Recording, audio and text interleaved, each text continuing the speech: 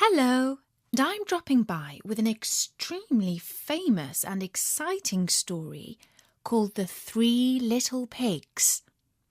It's about two very silly little pigs and one rather clever one. There was once a family of pigs. The mother pig was very poor, and so she sent her three little pigs out to seek their fortunes. The first that went off met a man with a bundle of straw, and he said to him, "Please, man, give me that straw to build me a house." Which the man did, and the little pig built a house with it. Presently came a wolf, and he knocked at the door and said, little pig, let me come in." To which the pig answered, "No, not by the hair of my chinny chin."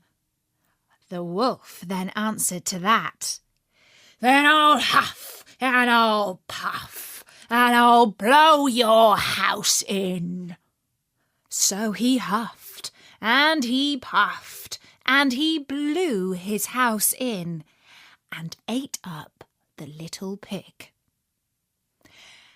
The second little pig met a man with a bundle of sticks, and he said, "Please, man, give me those sticks to build a house." Which the man did, and the pig built his house. Then along came the wolf and said, little pig, let me come in." No, not by the hair of my chinny chin.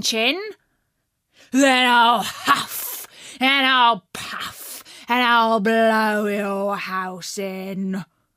So he huffed and he puffed and he huffed, and at last he blew the house down and he ate up the little pig.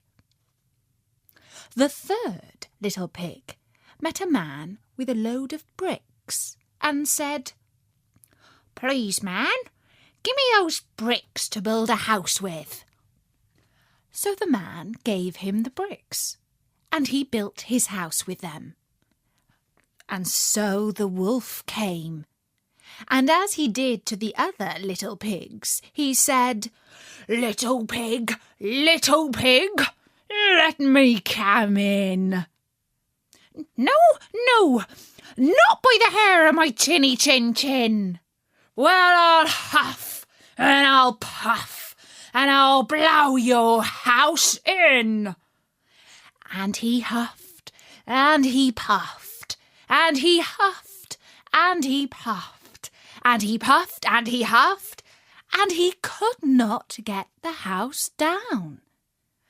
When he found that he could not with all his huffing and puffing blow the house down, he said, little pig, I know where there is a nice field of turnips." "Where?" said the little pig. "Oh, in Mr. Smith's home field.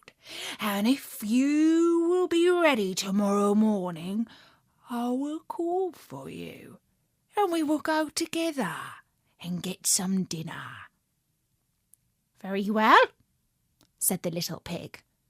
"I will be ready. What time do you mean to go?"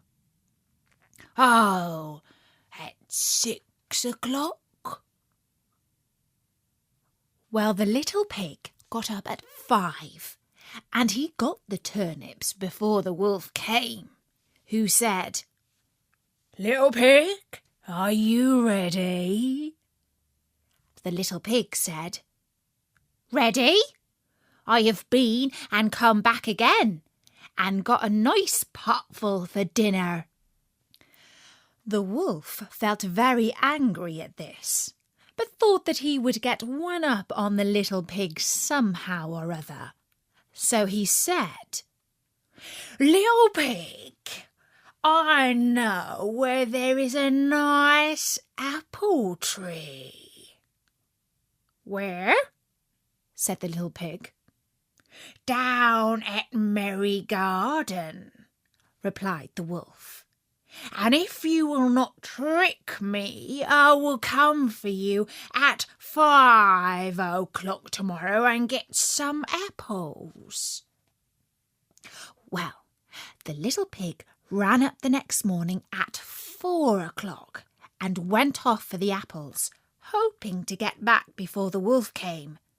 But he had farther to go and had to climb up the tree, so that just as he was coming down from it, he saw the wolf, which, as you can imagine, frightened him very much. When the wolf came up, he said, "Little pig, what? Are you here before me? Are they nice apples?" "Yes, very," said the little pig. "I will throw you down one."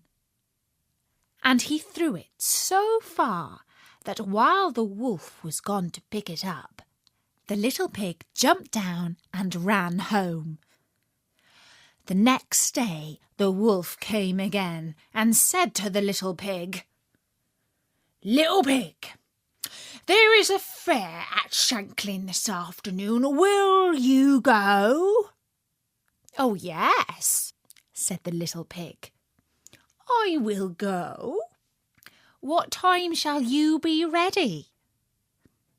"At 3, said the wolf. So the little pig went off before the time as usual and got to the fair and bought a butter churn, which he was going home with, when he saw the wolf coming. Then he could not tell what to do. So he got into the churn to hide, and by doing so it turned round and it rolled down the hill with the pig in it, which frightened the wolf so much that he ran home without going to the fair.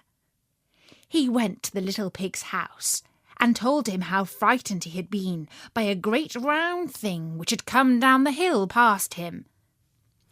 And the little pig said, "Ha! I frightened you. I had been up to the fair and bought a butter churn, and when I saw you, I got into it and rolled down that hill."